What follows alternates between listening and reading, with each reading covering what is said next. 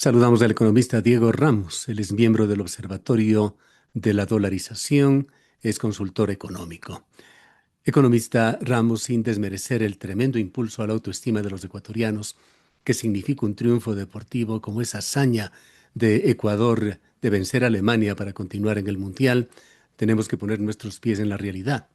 En el Ecuador, la creciente recurrencia de feriados por decreto, parte por ley, parte por decisiones que se dan, como la de este jueves, que reducen días hábiles, recortan proporcionalmente el valor de un día del PIB anual, revelan una tensión profunda entre la necesidad política de despresurizar el país, aprovechando este alivio circunstancial, y las exigencias disciplinarias y estructurales propias de un país dolarizado. Quisiera iniciar este diálogo preguntándole: efectivamente, implica para la economía ecuatoriana que cada feriado extra represente el equivalente, poco más o menos, de un día hábil de ese PIB ecuatoriano, que significaría por 24 horas de paralización unos 350 millones de dólares de producción aproximadamente. Primeramente, muy buenos días, Gustavo, muy buenos días con la audiencia. Muchísimas gracias por la invitación. Y sí, el cálculo que hace en principio es correcto, ¿no? Si dividimos el PIB para los 365 días, debería dar alrededor de esos 350 o 360 millones de dólares diarios. Bien. Eh, la realidad no creo que llegue a tanto, porque hay algo particular que he notado y es que parece ser que el sector privado no le ha hecho mucho caso a este feriado, ¿no? Quizás ventajosamente quizás ventajosamente, ¿no?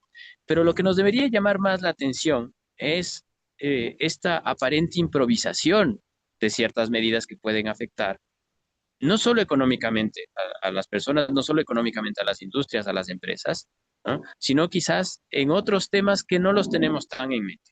¿Bien? Es decir, cuando se pone un feriado, se pueden modificar algunos plazos de cumplimiento de ciertos contratos, algunos plazos de cumplimiento de ciertos procesos judiciales, de ciertos procesos administrativos, que sí que pueden tener un efecto más o menos considerable sobre no solo ciertas empresas, sino también ciertas personas. Hay que recordar que justo en estos momentos estamos, por ejemplo, en este proceso de solicitud de formularios para la revocatoria del mandato del presidente, curiosamente del presidente, ¿no? Y que ese proceso también tiene, como todos los procedimientos públicos, tiene sus tiempos, tiene sus formas, y que este feriado probablemente también modifique un poco, no solamente esos tiempos, sino también el ánimo de la gente, ¿no? O sea, Ujú. el día de un feriado probablemente estemos un poco menos pendientes de esos temas en particular. ¿Ya? Entonces, no Indudablemente. Hay la unos afectación. efectos también políticos, sociales en esto. Y por supuesto, este feriado tomado con un plazo, con horas para que se inicie, quita también ese efecto indirecto que va hacia el sector turístico, pues no se puede planificar ir a las playas o movernos a sitios turísticos en materia de unas pocas horas. Las reservaciones no se hacen así, los planes no se hacen así.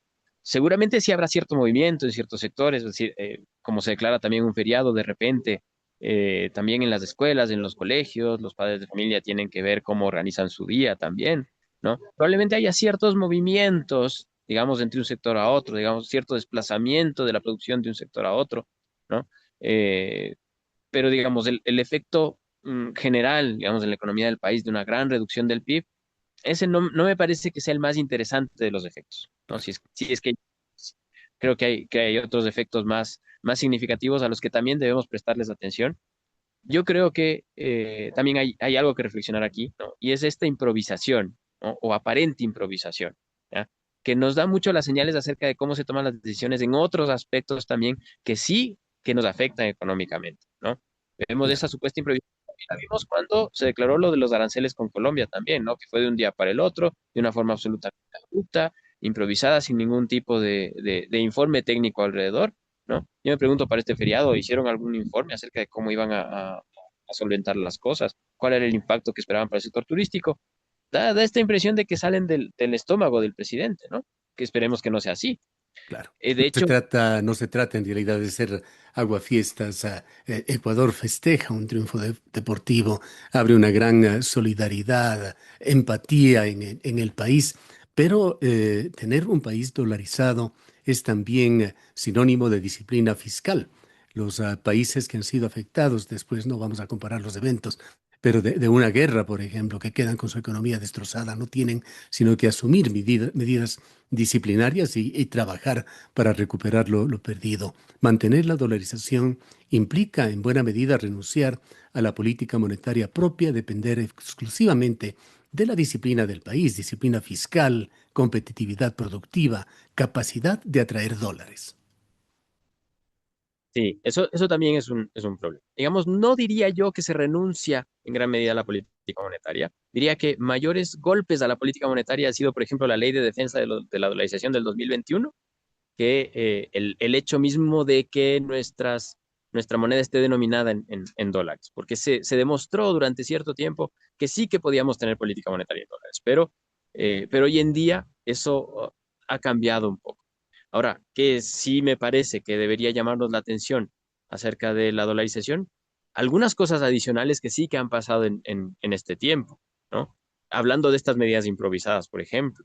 A finales del año pasado, por ejemplo, se retiró a Emiratos Árabes Unidos de la lista de paraísos fiscales, lo que limita cierto control con la salida de divisas. Y en ese momento también se firmó un tratado bilateral de protección de inversiones. Eso también podría afectar, por no decir sus posibles consecuencias en términos de seguridad nacional. El hecho de que tengamos el aumento de los combustibles, que es una fuente de energía interesante, el que no se haya adoptado en su momento el plan de electrificación nacional, de generación de energía nacional, que también nos afecta en términos de esta competitividad estructural, de esta competitividad productiva que usted mencionaba, ¿ya? Eso sí que nos puede afectar en términos de un país dolarizado, porque eso sí nos obliga a importar más cosas. Fíjese, todos los problemas que tenemos, por ejemplo, con la refinería y con la producción de diésel, nos obliga a importar más diésel. Y eso es salida de divisas, ¿ya? Cuando no tenemos energía producida en el país para energía eléctrica, nos obliga a importar energía. Y eso también es salida de divisas. Eso también nos afecta en términos de un país dolarizado, ¿no? Entonces tenemos problemas estructurales que también tenemos que combatir, que no pueden estar sujetos a las improvisaciones del momento. Siempre escuchamos opiniones de qué pasaría Ecuador si no tuviera su economía dolarizada. ¿Qué piensa usted? ¿La dolarización sigue siendo un ancla de estabilidad o es una camisa de fuerza frente al deterioro fiscal y productivo? Yo creo y siempre he planteado que la pregunta nunca es si estamos dolarizados o si no estamos dolarizados, ¿ya? La pregunta es qué medidas adoptamos alrededor de la dolarización y si utilizamos a la dolarización como un rehén para meterlo de excusa para adoptar otro tipo de medidas. Bien. Le decía precisamente que en el 2021 habíamos adoptado esta ley de defensa de la dolarización, que es así que nos quitaba política monetaria y es así corresponde una camisa de fuerza en términos de sostenibilidad fiscal y en términos de gestión de liquidez dentro del país. Pero antes de eso, tuvimos también medidas monetarias muy interesantes que hacían que la dolarización no solo no sea un ancla, sino que la podíamos aprovechar para brindarle cierta competitividad también a nuestro sector productivo y poder atraer cierto tipo de inversiones al país. Inversiones siempre productivas, ¿no? El problema está cuando hacemos la legislación bajo excusa de la dolarización para atraer inversiones especulativas, que es así que nos pueden hacer muchísimo daño. Hay ciertos indicadores de los cuales el gobierno hace gala y hay también razones para hacerlo, pues son disminuciones reales. Quiero hablar del riesgo país, que anduvo en algún momento sobre los 1.000, casi 2.000 puntos, y Ecuador exhibe ahora cifras por debajo de los 400 puntos. Pero hay discusión también entre los economistas, sus colegas, sobre qué significa esto. ¿Es solamente ser un buen pagador de sus compromisos externos? Y esto, de ser así, abriría puertas para continuar endeudándonos con mayor facilidad. La pregunta sería, ¿cuáles son hoy las condiciones mínimas para sostener la dolarización sin tener que recurrir a endeudamientos permanentes o shocks de confianza? Perfecto, usted ha mencionado uno de estos puntos interesantes que es el del riesgo país. ¿no? Y ha mencionado también esta discusión que tenemos entre los economistas, ¿no? Eh, de que finalmente del riesgo país no se come, ¿no? El riesgo país está súper bien para los tenedores de deuda, está súper bien para nuestros acreedores internacionales, pero de ahí no se come, ¿no? Y usted ha mencionado muy bien esta dinámica que existe con el endeudamiento, que recuerdo que en el 2019 se nos vendió el endeudamiento externo como una forma de nutrir las reservas internacionales, es decir, el instrumento que sirve para cumplir con nuestras obligaciones internacionales en dólares, em, pero que finalmente se está convirtiendo en un mecanismo para drenar dólares, porque tenemos que pagar esa deuda en el exterior, ¿ya? Y tenemos que irla pagando con sus intereses. Entonces, sucede que lo que en un principio era para nutrir, se ha convertido en un desangramiento de dólares para el país. Ahora, ¿cómo se protege la dolarización? La dolarización se protege trabajando al interno, trabajando en capacidades domésticas, no dejando todo al azar ni dejando todo digamos, al libre mercado en el sentido de que sea un mercado absolutamente desregulado y de que el dinero pueda fluir como bien le parezca a la especulación, ¿ya?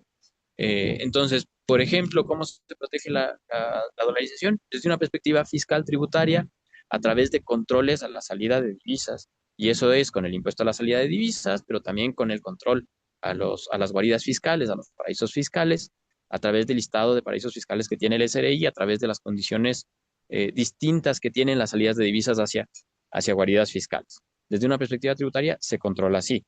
Desde una perspectiva productiva, se controla a través de crédito productivo y a través de poner eh, condiciones de producción nacional y condiciones de repatriación de divisas al sector productivo, que a veces podrá parecer, bueno, pero eso también puede constreñir la producción. No necesariamente, no necesariamente. Si se ponen de una forma gradual, progresiva, con inversiones, con compra pública, que les permita hacer inversiones productivas para expandir su capacidad instalada, para utilizar economías de escala, en realidad esa es una excelente manera de poder contribuir a que se fortalezca la dolarización de forma efectiva. Lo que hablábamos un poco de garantizar las condiciones mínimas de energía a través de combustibles y a través de la energía hidroeléctrica. Eso ayuda muchísimo a fortalecer la dolarización porque nos hace un poco más autónomos de los vaivenes que puedan haber en el exterior. Hoy por hoy tenemos un excelente boom de commodities en el exterior y unos precios del banano, del camarón, del cacao excelentes en el exterior, pero los precios son volátiles. ¿Qué va a pasar cuando en un mes, 2 meses, un año o 2 años, estos precios cambian? Lo vimos con el precio del petróleo, cómo cambió producto de una decisión absolutamente ajena al Ecuador, como es el hecho del enfrentamiento entre Estados Unidos e Irán. Claro, ha cambiado mucho el precio del petróleo, pero asimismo cambió el precio de los combustibles y cómo nos está afectando también en términos de desangramiento de divisas.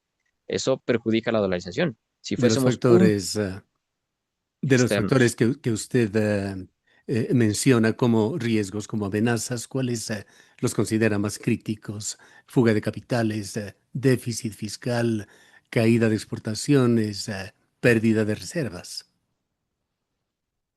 En realidad todos van juntos, pero creo que el que más me preocupa en este momento es esa pérdida de autonomía nacional, la incapacidad que tenemos de generar energía propia y de generar un tejido productivo industrial propio a nivel nacional, ¿no? Digamos, los precios de las exportaciones no me generarían mayor preocupación si es que nuestras exportaciones estuvieran vía a ser de mayor componente tecnológico, ¿no? Si estuvieran en vías a ser más industrializadas. Si seguimos exportando camarones, cacao, banano y petróleo y cobre por ahí, pues estamos sujetos a una gran variabilidad de los precios.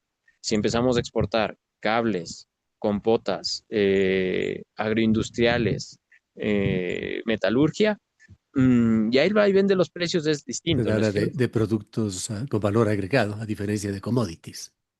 Exactamente, con más intensivos en tecnología, ¿no? Ujú. Tienen precios un poquito más estables y que hablan también de un mayor desarrollo.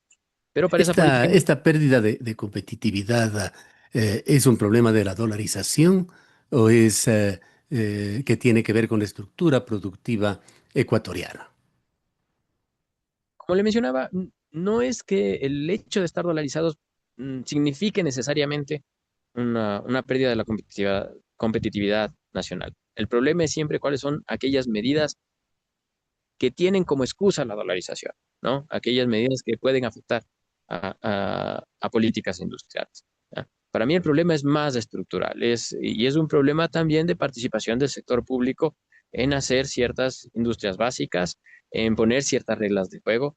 Si vamos a ver los casos de todos los países industrializados, en algún momento necesitaron de una participación amplia del sector público en la economía en distintas formas. No digo necesariamente como productores, pero ciertamente poniendo las reglas del juego, planificando con planes eh, quinquenales, con planes decenales, con planes de mucha larga data. Miren, ahora quizás, claro, los casos de Corea, de Japón, por ejemplo, son los que nos resultan más cercanos, pero también los de Estados Unidos, los de China, ¿bien? Y ahora, hablando de esta planificación a largo plazo y en el entorno mundialista, sería bueno que empiecen a preguntarse, oye, ¿y por qué Japón está jugando como está jugando ahora en el Mundial? Y se darán cuenta de que existe una planificación y que existe una participación estatal también, junto con todas las iniciativas privadas que se van sumando, ¿no? El sector público se convierte en una suerte de catalizador. Si agarramos la dolarización como una excusa para hacer que el Estado se relegue y deje de ser ese catalizador, ahí es cuando empezamos a tener estos problemas de estructura productiva. ¿Cuáles considera usted son los sectores de exportación, de diversificación que se encuentran en riesgo? Y por el otro lado, ¿qué sectores podrían sostener ese necesario flujo de dólares en los próximos años? Bueno, eso en realidad ahí me está haciendo una pregunta muy especulativa de mi parte. En realidad se ha visto que en general las flores, el camarón han tenido una variabilidad más o menos interesante, pero también se ha debido a factores externos. Recordemos, el tema de las flores, que tuvimos variabilidad durante los últimos 4 años, tuvo que ver mucho con el enfrentamiento ruso-ucraniano. Bien, entonces son factores absolutamente ajenos, externos, en gran medida imprevisibles. ¿Ya? Entonces no podríamos hablar un poco de esos sectores. Lo que sí Ok. queda, creo que nuestra audiencia se puede quedar con ello, es que hay que irle incorporando valor a las exportaciones para hacerlas un poco menos expuestas a estos riesgos de volatilidad de precios. ¿Cómo considera usted su observatorio el tema de productividad y salarios? ¿Cómo corregir la brecha entre salarios, productividad, costos internos, sin tener que recurrir a una devaluación? Bueno, ese es también otro asunto muy interesante porque nos muestra los distintos discursos que existen alrededor. ¿Ya? Es curioso cómo siempre se critica que determinadas teorías han hablado acerca de la lucha de clases, ¿no? Pero curiosamente del lado eh, opuesto, más bien siempre tenemos este discurso de que el trabajo es un costo de producción y que por tanto para ser competitivos tenemos que bajar los salarios. ¿Ya? El grave problema cuando uno baja los salarios, es que se está disparando en el pie en términos de la masa de consumo que pueda justificar un desarrollo industrial. ¿Ya? Que ojo, no lo digo yo, ni tampoco lo ha dicho Marx, ni los han dicho los estructuralistas. Es algo que lo menciona Adam Smith desde el siglo XVIII, ¿no? En el libro ese de la riqueza de las naciones, el más famoso, ¿bien? Porque él menciona que para tener una producción industrial es necesario primero que crezca la ciudad. ¿Por qué? Porque es necesario que haya un mayor número de consumidores. Ahora bien, si tenemos a personas cuyo salario no alcanza para cubrir ni el 60% de la canasta básica, que es el caso del salario mínimo en el Ecuador, pues no tenemos ese ejército de consumidores que permitan justificar la presencia de una industria en el Ecuador. Esto también lo habían visto economistas ecuatorianos, José Corsino Cárdenas, por ejemplo, a mediados del siglo anterior, y también aquellos que hablaban de la integración latinoamericana, ¿no? Como Germánico Salgado. Se habían visto lo mismo. Si tenemos personas que están recibiendo unos salarios muy por debajo de lo que debería ser una suerte de salario digno, pues no tenemos consumo, no tenemos industrialización. Cuando recién se inició este gobierno, el ministro Juan Carlos Vega, ministro de Economía, señaló días después de haberse posesionado y haber tomado ciertas medidas de que la dolarización ciertamente estuvo en riesgo. ¿Qué pasaría en Ecuador con una moneda propia?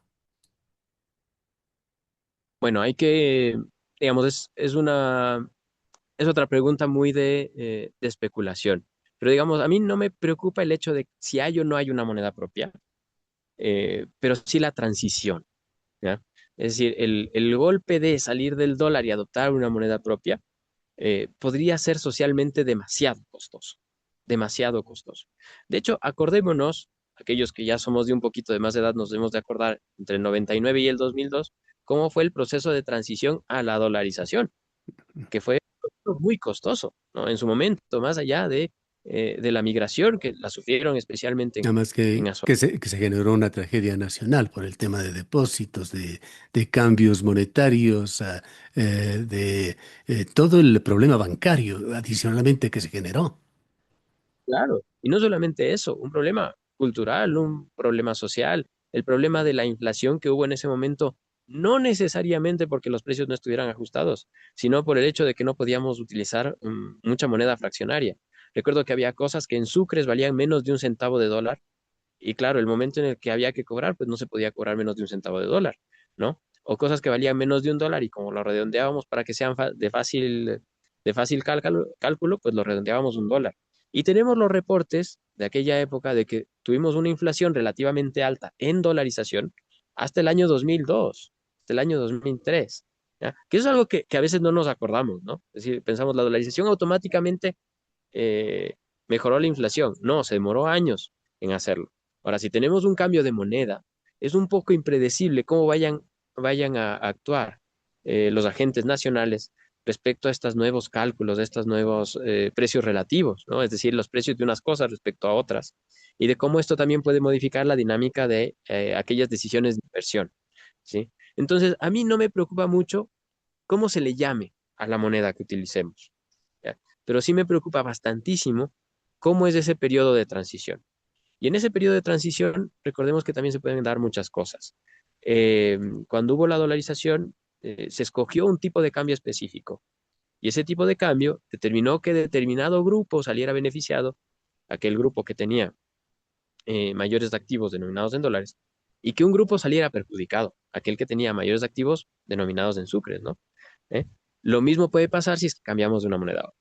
Yo creo que lo mejor, o lo que sigue siendo preferible, es mantener el esquema de dolarización, pero ser un poco más sinceros acerca de cuáles son las herramientas de política monetaria que vamos a tener alrededor de ese esquema de dolarización y que vamos a utilizar para el desarrollo nacional. Queda muy claro de que salir de la dolarización sería algo extremadamente traumático para el país. Hay reformas urgentes que deberían tomarse para fortalecer este sistema monetario en el corto y en el mediano plazo. Sí, claro que sí. Bueno, hemos hablado un poco esto de recuperar un poco las bases productivas nacionales, ¿no? Para mí el tema de una refinería funcional que recupere una alta producción de derivados, sobre todo los derivados que más utilizamos nacionales, es algo imperativo. Eso de seguir vendiendo petróleo, por más aliado que sea nuestro socio, no es una buena política a largo plazo. Quizás deberíamos fijarnos en lo que hacen los otros países. Hemos visto hace poco cómo Estados Unidos terminó su guerra por motivos de seguridad nacional, porque tenía que asegurar la provisión de petróleo para sus necesidades nacionales, ¿ya? La política económica está subordinada a la seguridad nacional, a la soberanía nacional. Acá en nuestro país todavía seguimos un poquito romantizados en esto de que, es que si abrimos el mercado y tenemos muchos socios, nos va a ir súper bien y nos vamos a desarrollar. Sigamos el ejemplo de ellos. Pongamos nuestra política económica al servicio de nuestra soberanía nacional. Y ahí vamos a ver cómo muchas cosas tienen mucho más sentido, ¿no? Cómo vamos a tener mucho más control sobre las medidas fiscales, cómo vamos a tener un sector energético productivo que en realidad sirva a los intereses de nuestras industrias, cómo vamos a tener unas industrias que respondan a las necesidades nacionales, porque si tenemos ciertas necesidades nacionales de industria, inclusive en términos de defensa para la lucha contra los grupos armados, quizás convenga tener una producción de lo que necesitamos, ¿no? Y ese creo yo que debería ser el sentido de aquellas reformas que necesitamos de forma inmediata. Bien, le agradecemos mucho por haber estado con nosotros. No, a usted, Gustavo, y a toda la audiencia que ha tenido paciencia con nosotros. Muchísimas gracias. Declaraciones del economista Diego Ramos. Él es miembro del Observatorio de la Dolarización y consultor económico.